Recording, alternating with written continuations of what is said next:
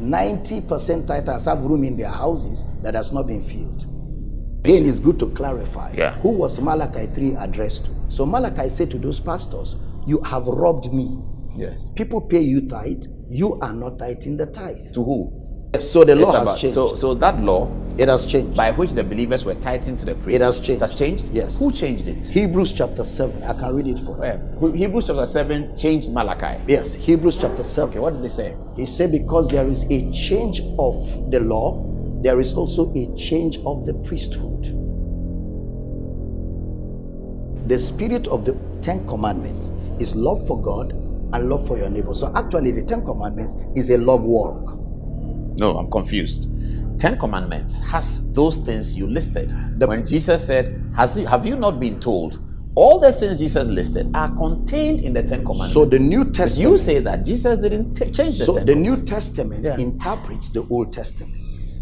Let's talk about tithing then, following from this conversation. You used to be a believer in tithing.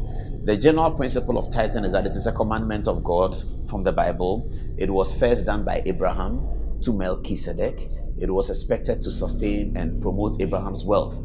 It has been used by pastors to say that the devourer will be rebuked for your sake. Did you say some of these things? Did you used to say some of these things? Now, this is the foundation you need to understand about me. When I came into the ministry, learning from those that were ahead of me. So whatever they taught, I taught. Whatever they did, I did. As a young pastor growing, I didn't check the Bible for myself. I just copied from what I saw them do. You didn't read the Bible? I read, but not with the lenses that I was supposed to read with. Because all I knew was what I was taught. But I grew in ministry. And then I looked at the book again and I began to check some things. And I discovered some So you preached the the pro-tithe message before? Oh, yes, I did. And you told people and to I bring their tithe to the very church? radically. And I asked people to pay their tithes. Did people come to complain to you in those days that they were paying their tithe and they were not seeing results? Oh, some of them, myself inclusive. I was paying my tithe. And you were not seeing results? Yes, I was paying my tithe. When you say you're not seeing results, what does it mean? Again, so what is results? What's your definition of because results? Because it says the church has been told that if you pay your tithe, you open the windows of heaven, you pour out blessing to you. You will not even have enough place but to can keep I be it. honest with you? So many tithers, 90% tithers have room in their houses that has not been filled. So it's you mean 90% of tithers have not received that blessing? Their houses are not filled to overflowing like Malachi promised. But the blessing of the tithe, is it only money? He said, rebuke the devourer for your sake. And that's not money. He will give you blessings that you will not have enough store. Yes, but the rebuke the devourer is not money. So but maybe you didn't see money. You don't need to tithe for the devourer to be rebuked. No, I'll come to that. But I'm saying that the scripture that they have used contains this information. 3, yes, that Malachi it contains that but information. But again, it's good to clarify. Yeah. Who was Malachi 3 addressed to? Tell us. It was not addressed to believers. It was addressed to priests, pastors who are collecting tithe and are not paying tithe. So Malachi said to those pastors, you have robbed me. Yes. People pay you tithe, you are not tithing the tithe. To who? The priests were to pay tithe to senior priests. So that's biblical? Yes, biblical. Priests to pay tithe to senior priests. In the law of Moses, yes. So and in they the were law of taking Moses, the tithes from in the the law people, of Moses, and they the were taking the tithes from the people, but they were not paying their own. The priesthood tithes. was restricted to a certain tribe. The Levites. Yeah, the Levites. Yes. In the law. So this is about the Levites. Yes. So it's about you are saying Malachi 3. It's addressed to the Levites. It's addressed to the Levites who were not tithing. Yes, not to believers. Not to believers. Yes. But you, in the context that you explain, you already have found that believers were tithing. You said the believers tithed to the priest and the priests were not tithing. Exactly. So the Bible had recognized the believers tithing. Yes. And the believers were tithing as according to the law. Yes. Okay. Has that law changed? But you need to also know that there are 3 tithes. Before I come to 3 tithes, let's stay with this one. Okay. The law has changed. You are explaining to us that Malachi is not about believers. Yes, so the law has changed. So that law, it has changed. By which the believers were tithing to the priest. It has changed. It has changed? Yes. Who changed it? Hebrews chapter 7. I can read it for you. Hebrews chapter 7 changed Malachi. Yes, Hebrews chapter 7. Okay, what did they say? He said, because there is a change of the law, there is also a change of the priesthood. But Jesus Christ said, he has not come to change the law, but to fulfill it. What's the meaning of fulfill? Now, Jesus and Hebrew, no, the question who is, should we take? So the question is, what's the meaning of the word fulfill? Because the Bible is not an English book, it has its own language. So where is it coming from? Fulfill. Where's the fulfill coming from? He says, Okay. I have not So come the to word fulfill change the law. It's not your English fulfill. What is it? The word fulfilled here is, I am not come to destroy the law, Matthew 5:17. Yes. But to satisfy the demands of the law. That's the word fulfill. How is that different from fulfill? Oh, it's different. In the context It's of different. not changing something. It's different. Because to fulfill the demands of the law means the law demanded something in the Old Testament that nobody could satisfy. So Jesus righteousness. Is it righteousness you're talking about? Yes, righteousness. The law demanded by works, righteousness that by couldn't satisfy. works, Yeah. and nobody could meet the works that were required by the law. Yes. So Jesus came, met all the demands, satisfied the law, and took the law out of the way. Romans 10:4. Christ is the end of the law for righteousness. Absolutely. To everyone who believes. So how? So he took the law. So which of the laws did he change? All of it? He changed all the laws of Moses, 612 of them. So obey thy mother and father, and your days may be long. That's Has been not the replaced law. with what? That's not the law. What's Honor that? your father and mother is the 10 commandments. The 10 commandments are different from the laws. What is the law? The law of Moses was 612. The 10 commandments were only 10. When Jesus says, I have come to Fulfill the the law, he's the law referring of to Moses. 600. He's not referring to 10 commandments. To the 10 commandments. So 10 commandments didn't change. They didn't change. That's confusing. Because the 10 How commandments... do you lead me to that path? That Jesus says, I've come to change, fulfill the law. The law he refers to is not 10 commandments. So where is it written that this law that Jesus refers to is 613 laws of Moses and not the 10 commandments? Yes. Where is it because written? in the New Testament, which is actually the interpretation of the Old Testament. Old Testament, Jesus concealed. New Testament, Jesus revealed. Old Testament, types, shadows, prophecies, promises. New Testament, types, shadows, prophecies, promises, fulfilled in the reality, which is Christ. Now, so when you read the Old Testament has two things. The law of Moses, which is 613 laws, and has blessings and curses attached. The 10 commandments, which were given by the angels on the mountain, which does not have curses attached, only blessings.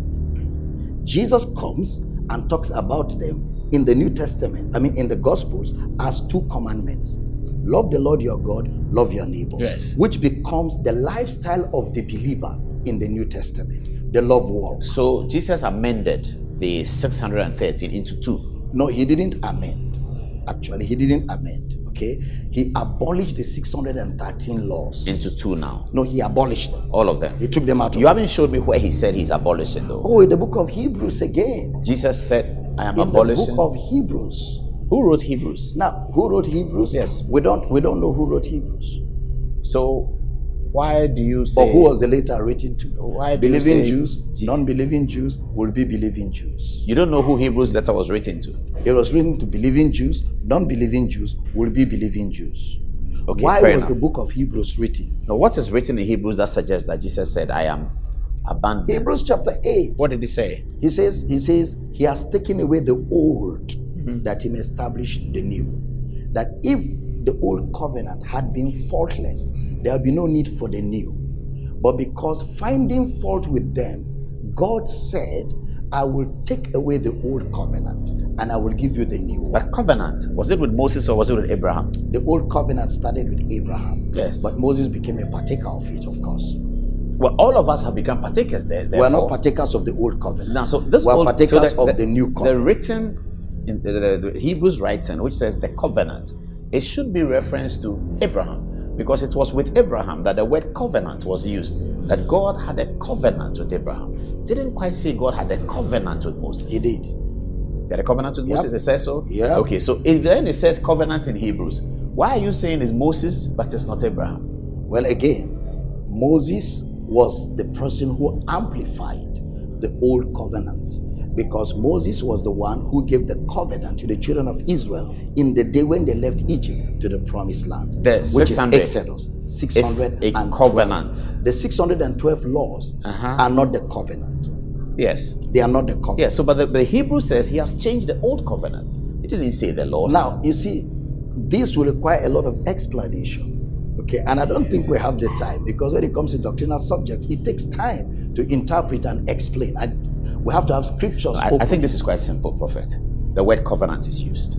Jesus says, I've come to change the covenant. No, you he said didn't say I've come to change the covenant. That's what you told me that he said in Hebrew. I said in the book of Hebrews, God took away the old covenant to establish the new one. How do you know Hebrews that? chapter 8. It's right there. What did he say? What are the words? It says, this is the covenant that I will make with your fathers. So he used the word covenant. And what's the word covenant? Now the covenant he made with our fathers was made with Abraham. The covenant and it has to do with the circumcision. So the covenant there is not your English covenant. And the covenant had nothing to do with the circumcision. The word covenant is the Hebrew word epangelia. Epangelia means a self-fulfilling promise. That is, God made a promise to Abraham that only God will fulfill. He didn't need Abraham to have any part in the fulfillment of that promise, epangelia. And that self-fulfilling promise. So the word covenant used is not appropriate. It's not the English covenant. It's Bible covenant, which is epangelia from the original. Fair enough. Which means how does it then refer promise to Moses excluding Abraham? Well, he will refer to Moses excluding Abraham because Moses is the father of the law. The law was given by Moses. The law was given by Moses. The scripture said covenant, it didn't say law. Well, again, you need to understand that under the old covenant, where Moses operated, he gave laws under that covenant. So we should understand covenant in Hebrews to mean the law of Moses. No, plus the promise of God. In all of that context, however, the 10 Commandments remain sacrosanct. That hasn't changed. They remain sacrosanct. Where do you get that from? That's what the Bible teaches. That the 10 Commandments remain sacrosanct. Yes. But the law of Moses has gone. That's why Paul in Ephesians will say to children, honor your father and mother. For this is the great commandment with a promise, not with a curse. When Jesus Christ said, I have come to fulfill the law, he was come to meet the demands of the law. Yes, when he said that, he was asked questions about the 10 Commandments. He wasn't asked questions about the law of Moses. No. He was asked questions about a man has done so. No. He was dealing with the law of Moses. He said, you have heard it has been said of old, thou shalt not steal, thou shalt not kill, thou shalt not commit adultery, thou shalt not covet your neighbor's stuff. But I say... And these are all the law, not the 10 Commandments. These are the laws, yes. The 10 Commandments doesn't have thou shalt not commit adultery. Well, the 10 Commandments have thou shalt not commit adultery. Yes, it does. Certainly does. Remember, the spirit of the 10 Commandments is love for God and love for your neighbor. So actually, the 10 Commandments is a love walk. No, I'm confused. 10 Commandments has those things you listed. When Jesus said, have you not been told? All the things Jesus listed are contained in the 10 Commandments. So the New Testament... You say that Jesus didn't change the 10 So the New Testament interprets the Old Testament. In the New Testament, which is the interpretation of the Old Testament, things are made clearer. The law is set apart from the 10 Commandments. The teaching of the 10 Commandments is a love walk. Thou shalt love the Lord your God. Thou shalt love your neighbor as yourself. Now, when I love you, I won't steal from you. When I love you, I will not defraud you. My point here is, so the point Prophet, is, my point is the distinction between the law of Moses and the 10 Commandments. Yes. You say the law of Moses is gone. Yes. But the 10 Commandments is not gone because... Now, Jesus Christ is the one who said that I have come to fulfill the law. And when he said it, he was talking about 10 Commandments. No, he wasn't. Okay. I will say that he was talking about 10 Commandments because the things that he predicted the statement, as you yourself have just said, thou shalt not, all the thou shalt not, he said, when he was telling his audience that you have heard that they said thou shalt not do XYZ. Those XYZ was a direct reference to the 10 Commandments. You say that those prohibitions, thou shalt not, those prohibitions, you say, whilst I in the 10 Commandments, you say also contained in the law of Moses. But you see, the point is, you're asking me questions and you're not giving me enough time to explain the answers. I just want to clarify. 10 Commandments, so for you to get Moses. Clarity, I've got to explain. And I need all the time. Let's explain one more, then we move to tithe. Okay, so good. Old Testament, where we have the 10 Commandments and the law of Moses. So remember, when God gave Moses the 10 Commandments, the 10 Commandments were put in the Ark of the Covenant. When Moses gave the law, 613 laws, they were put outside the Ark of the Covenant. Outside the Ark of the Covenant, because that was Moses' law to the children of Israel. John chapter 1 verse 17. The law was given by Moses, but grace, which is truth, came by Jesus Christ. So there's a difference, clear-cut difference between the 10 Commandments and the laws of Moses. The 10 Commandments have no curses. The law of Moses has curses attached. Deuteronomy 28 lists all the curses that come along with the law. So what Jesus came to fulfill was the law and take it out of the way. But we still have the 10 commandments. The 10 commandments, which is our love walk. That we should obey. Well, the obedience of the 10 commandments is what Christ has done in the heart of the believer. The Bible says you have obeyed from the heart that form of doctrine which you have received. Philippians 2 says, walk out your salvation. Verse 13 says, for it is God that worketh in you, both to will and to do of his good pleasure. So there's the outworking of Christ's life in the believer, which is reflected in the love walk. Okay, so 10 commandments is 2. Love thy Lord thy God with all thy heart. Love thy neighbor as thyself. 2 of them. Law of Moses, gone. Gone. Tithe was in the law of Moses. Tithe was in the law of Moses. So it's gone. Tithe is gone because in the New Testament church, there was no tithing. Ephesians chapter 2 verse 20. He says that in the New Testament is built on the foundation of the apostles and the prophets, Jesus himself being the cornerstone, which means Christianity is apostolic and historic, which means what Jesus never did, we're not supposed to do. What the apostles never did, we're not supposed to do. What they did, we're supposed to do because it's apostolic and historic. So in the New Testament, Jesus never spoke in tongues, or we take that from the apostles. Jesus never, but we'll take it from the apostles. Okay, so we can do what Jesus did and what the apostles did. Okay, I'll come to that in a minute about that one. So the tithing has been taken out. The tithing has been taken out. For the reason that what? It is unrighteous? But no, for the reason that there's a legalism in it. That legalism is what Jesus took out. But there are lessons from the tithe. Romans chapter 15 verse 4 tells us. I need to break that down. Yes. The legalism of the tithe is what Jesus has been taken away. That if you don't pay the tithe, you don't get this. You're under a curse. That if you don't do this, you don't get this. That has been taken out. Whatever the tithe provides, you can get it without tithing. Whatever the tithe, you can get it from whatever God. They told you, the promises that they gave you, get it from God without tithing. Without tithing, you don't need to tithe for that. Yes. Okay. However, if you tithe, there's nothing wrong with it. No, there's nothing wrong with the tithe. Okay. Nothing is wrong with tithing. But you won't get anything out of it. Tithing is just 10% now.